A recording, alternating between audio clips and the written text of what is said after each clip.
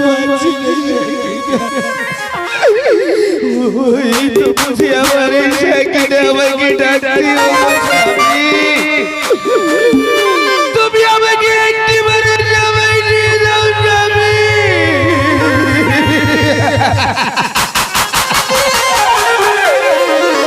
আমি কেন আমার সাকিনার ডাক আমি শুনতে পাচ্ছি না আমি আসছি সাকিনা আজ তুমি আমায় ছেড়ে চলে যেও না আমি আসছি গো সাকিনা আমি যে ক্ষুধার জ্বালায় আর চলতে পারছি না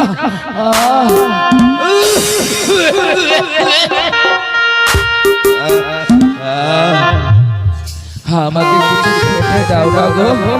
আমি কতদিন ধরে আমি কিছু খাই নাই